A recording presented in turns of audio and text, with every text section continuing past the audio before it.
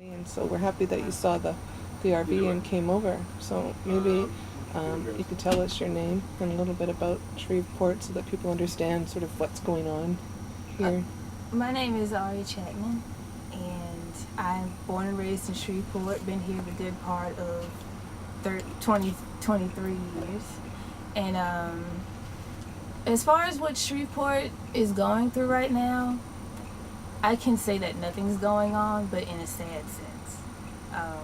If you look around, if you've ever been here, you've seen all these dilapidated buildings and homeless people sitting everywhere.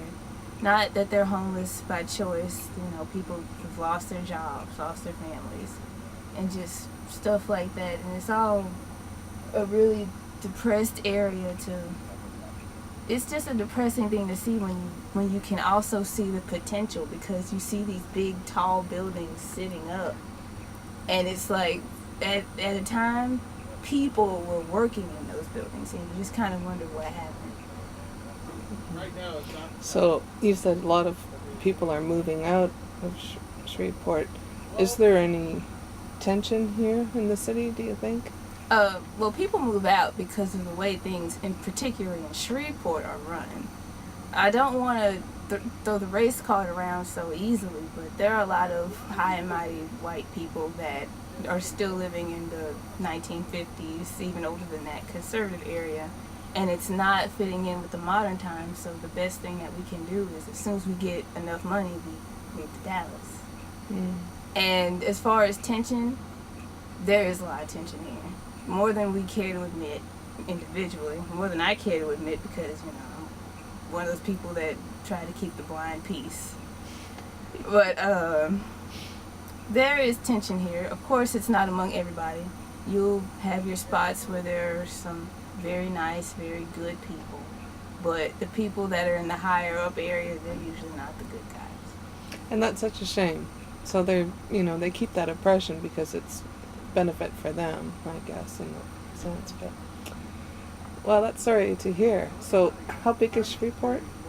Is there Shreveport, I have already looked this up. Shreveport in landmass is a very big area, but Shreveport as a population is small. Our landmass there is an exact number, which is why I can't really remember it, but we're it's like a pretty big town. There's just a lot of people left. Yeah, we're like the third largest city in Louisiana in landmass. Wow. That's how big we are. So what does Shreveport, or what maybe direct this to you, what do you think of the Occupy movement? What were you told that this is about, and what? I actually wasn't told anything. I came across it from someone else who was watching the first Occupy up north in Washington, New York area. I heard some rumors about the kind of people that were in the Occupy, so then I decided to look into it myself. And what I think of the Occupy movement, I think it's great. I think it's wonderful. I'm all about power to the people. It's when you put everything in the hands of the government, it's just so you can blame the government when something goes wrong later, but you have to realize that you're a part of the government because you put them there by voting, and now you have to take responsibility. And we have the right to protest, and the big companies want to not just the companies, the politicians, they want to get in office and then try to beat us out of using our rights to do these things, but we can't let them do it. Mm-hmm. Because that's what we're doing now is exactly what they always want us to do. You put them in office, you tell them how you feel, and then they're supposed to adjust in a way to that's supposed to be right for everyone. But when you break your promise, it pretty much breaks everything else down. When you're running and you get in there, you're assigned to keep your part of the deal. When you don't keep your part of the deal, that's when problems happen. And that's why the lack of trust right now, because there are a lot of, especially younger people your age, who don't trust the government, because we've heard this before, and it's a continual cycle. So is it good people get into Congress and it's so corrupt that they have to conform, or is the money just the greed so powerful that people can't help but get in there and then get greedy and just want to go along for the free ride. I mean, they have incredible benefits, that the ordinary citizen doesn't have. So part of what we're hoping to do is to change, too, the political spectrum and get a more even political system that will be for the people. Well, as individuals, I think it's both. It's some people start off good, and then some of them deter from the good path that they had started on, and then some people went in there headstrong for the money from the start. Mm-hmm. I can't tell you, I don't know these people personally, I can't tell you who's who and what's what, but I can tell you that at the start of it, I think a lot of it is based on good intentions for whatever party that they were running for, but then it just all went to some point of a literal hell. Mm-hmm. That's the way I see it. Well, we would really love it if you would continue the Occupy movement here in Shreveport and keep in touch with us so that we know what's going on. Get your friends, anybody that wants to be part of it.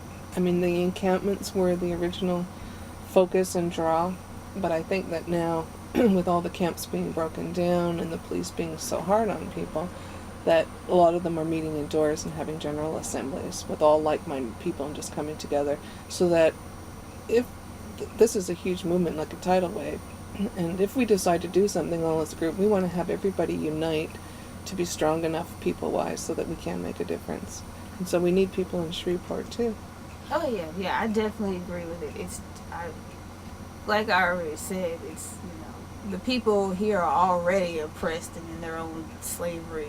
So it's like they're afraid to speak out. But if they weren't so afraid to, things would definitely be stronger. Yeah. Well, you can be the pioneer, the leader of that, and your friend. And, you can hold your meeting. I see a lot of abandoned buildings around, that some of them which are open. But even in somebody's living room, just so that you can get people together and give them a feeling that there's hope, because the last thing we want is for people to think, oh well, Occupy is pretty well done, because the media aren't covering this, and so there's very little coverage, and so that way if people are just watching regular TV, they're not seeing the impact that we're making. But there are things out there now, like the amendment to overturn Citizens United, which gave corporations the right to put tons of money into the political system to basically buy a politician. So we are making a difference, and our voice is being heard, but we have a long way to go. So. Oh yeah, there's no such thing as a fight won overnight, but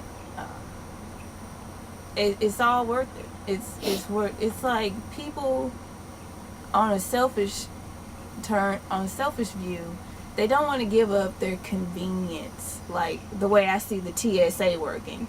You can either get molested and go on through the line, or you can have this big all-out protest and boycott to sacrifice your short-term inconvenience, but to get rid of the TSA so you don't have to suffer with them in the long run.